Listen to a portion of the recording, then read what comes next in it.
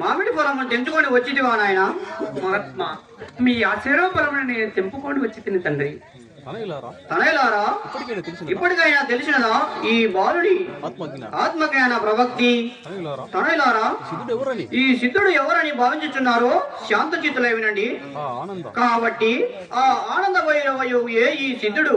ఇతని మీరు పలుమారు నిందారాపణ చేసి దూషించిన మా పాప భూష్టమైన నరకమునకు గురయ్యేదురు.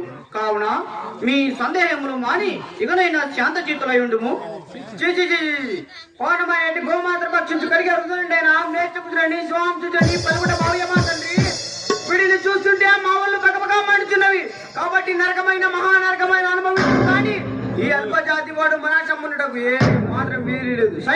సైంపజాలము. కాబట్టి మీరేలా బాగు ఆలోచించి ఎల్పజాతి వారిని తొలగించడే మంచిది.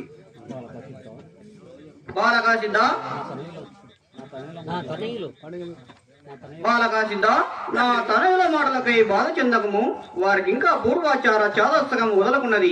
తండ్రి, మా ఎన్నగారు నన్ను ఏమన్నా నాకు ఆనందమే కాని మీరు తప్పక దయ ఉంటే నాకు అదే మహాభాగ్యం తండ్రి. బిడ్డ బీదిలకము, నీ మనము గల సందేహములేమో అడుగుము, తీర్చెదను. తండ్రి, భక్త పాలక, బ్రహ్మమనంగా ఎవరు తెలిపే ప్రార్థన. బాలక సిద్ధ జ్ఞాన ప్రసిద్ధ విశ్వ సృష్టికి పూర్వము వినాశ వికారములు లేక సృష్టికి అభిముఖమై ఆధ్యేయమై ఆది మధ్యాంతరహితమై శబ్ద శర్షరవ రూపారస గంధరహితమై సర్వాత్ముడై నిత్య నిర్మల నిర్గుణ స్వరూపమనమనేది పరబ్రహ్మమనబడును. దేవా, వీరబ్రహ్మవతార ఈశ్వరుడనంగా ఎవరు తెలిపే ప్రార్థన. బాలక సిద్ధ సృష్టిని చేయు సామర్థ్యముల ప్రధాన ప్రకృతియు శక్తిలోపై బ్రహ్మం కలిసి ఈశ్వరుడని పేరుబడిను. తండ్రి, వీరగురిగా విరాట్టనంగా ఎవరు తెలిపే ప్రార్థన. బాలకా సిద్ధ ఈశ్వరుని యందు హిరణ్య గర్భనుడు హిరణ్యమందు విరాట్ కలిగెను. తండ్రి, జీవుడనంగా ఎవరు తెలిపే ప్రార్థన. బాలకా సిద్ధ విరాట్లో మహత్తులో అహంకారంతో ప్రకృతి సత్వ రజోత్తగుణములు కలిసి విభాగములాయను. మరియు ప్రకృతి సత్వగుణ జ్ఞానేంద్రియముల జ్ఞానేంద్రియమున రజోగుణమున కర్మేంద్రియములను తమో గుణమున విషములను పుట్టెను. ఇందు సత్వగుణ జ్ఞానేంద్రియముల వలన ఆకాశము, వాయువు, జలము, పృథ్వీ అను పంచభూతములు పుట్టెను. ప్రభు, వీరవేగేంద్ర జీవుడనగా ఎవరు తెలిపే ప్రార్థన. బాలకా సిద్ధ పంచభూతములు ఒక్కొక్కటి 5 విభాగములాయను. అదెట్లనా? ఆకాశమున 5 అతేంద్రియములను, వాయుభూతమున 5 తన్మాత్రములను, అగ్నిభూతమున 5 జ్ఞానేంద్రియములను, జలభూతమున 5 తన్మాత్రములను, పృథ్వీభూతమున 5 కర్మేంద్రియములను, ఇట్లు 5 25 తత్వములు కూడి స్థూలదేహమాయను. ఇట్టి స్థూలదేహమునందు అంటి అంటక నిండి ఉన్న నిరాకారమైన పరబ్రహ్మమున జ్యోతియే పరమాత్మ. అట్టి పరమాత్మ తానని తెలియక సుఖదుఖములకు లోనై అస్థిరమైన స్థూలదేహమేనని భ్రమపడి మాయలో చిక్కుకొని జీవుడని పేరుబడెను. తండ్రి, వీరనారాయణ భక్త పారాయణ. బ్రహ్మంగారు చెప్పినవి చాలా చాలా చిత్రంగా ఉంది. ఇట్లాంటి మాటలు ఎక్కడ దొరుకుతావా? మరి కాస్త ఇరిపోతా. బాలకా సిద్ధ ఆది మధ్యాంతరహితమై నిర్వీకార నిర్గుణ అచల పరిపూర్ణ అవజన్మనాథ గోచరమైన సత్వ స్వరూపమే పరమాత్మ. అట్టి ఆత్మ సాక్షాత్ అట్టి పరమాత్మ ఆత్మస్వరూపమై ఈ దేహమందేలా ప్రకాశించుచున్నాడన్న నీటిలో తామరాకుయుండియు నీరు అంటకుండినట్లు ఈ దేహమందు శుక్ల శోణిత రక్త మాంసాల మలమూత్ర దుర్గంధంతో కూడినను అవి ఆత్మ కంటనేరు. అట్టి ఆత్మ సాక్షాత్కారం కావాలనన్న యోగాభ్యాసాది రాజయోగ గురువుల చేరి వారి సేవ చేయుచు వారి కృపకు పాత్రలై యోగానుభవం పొంది సాధించేడి పూర్వార్జిత పుణ్య పురుషులకు జీవభ్రాంతి తొలగి అట్టి పరమాత్మ సందర్శనము లభించునే కాని ఇట్టి సామాన్యులకు అది లభ్యము కాదు. దేవా దివ్య తేజ స్వరూప దేవ దివ్య తేజ స్వరూప యోగం యోగం అంటే ఏది? దానికి ఏమైనా మంత్రం ఉండదా? దాన్ని ఎలా సాధించాలా స్వామి? బాలక సిద్ధ, ఈ దేహం 7 భాగములు. ఈ దేహము 7 భాగములుగా విభజించబడినవి. వీటికి చక్రములని పేరు.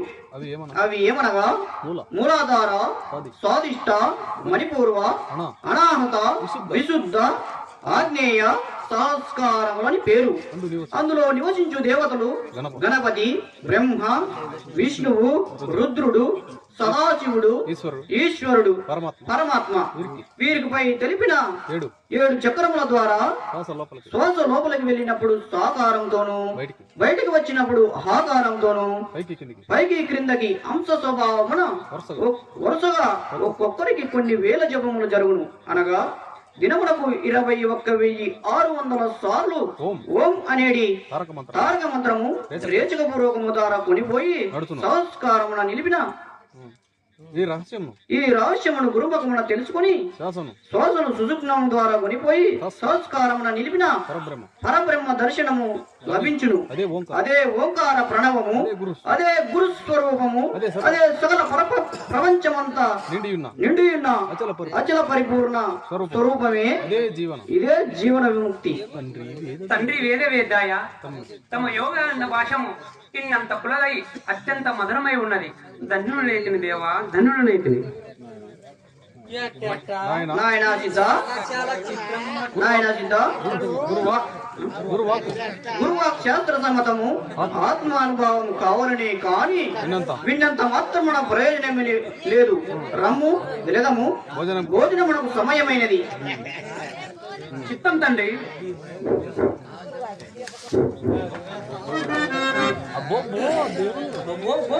సోమవారం సిద్ధయ్య గారికి వాళ్ళ సంగతి చెప్పిండు.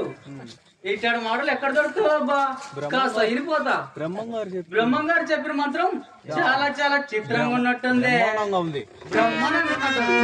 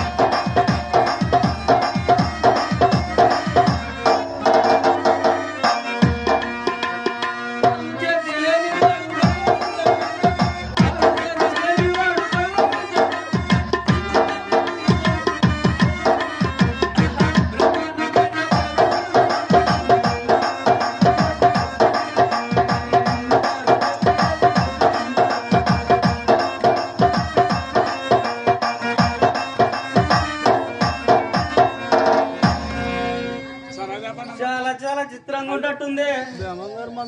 బ్రహ్మంగారి మంత్రం చాలా చాలా చిత్రంగా ఉన్నట్టుంది. సరే, ఒక కళ్ళ ముంద వేసుకొని ఒక పాట వేసుకుంటే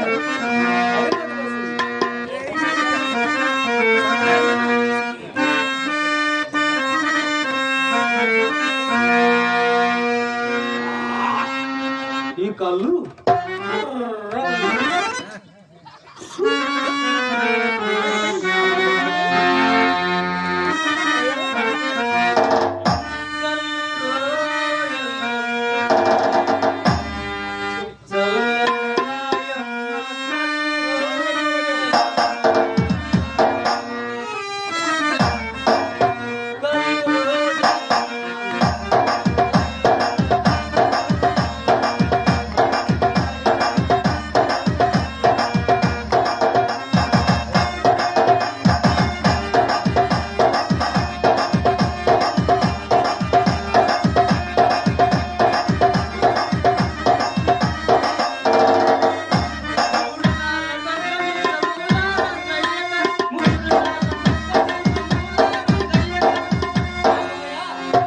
అబ్బో ఆ, అది ఆ కాలం నాటి మాట అవు.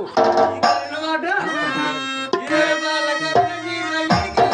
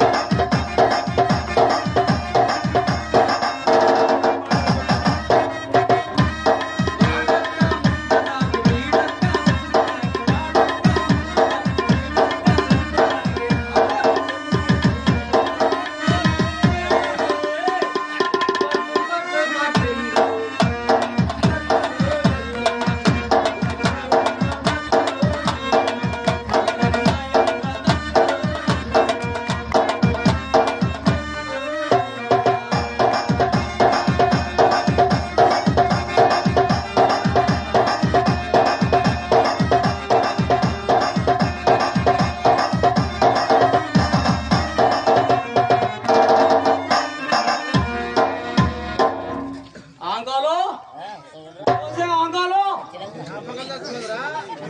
త్వరగా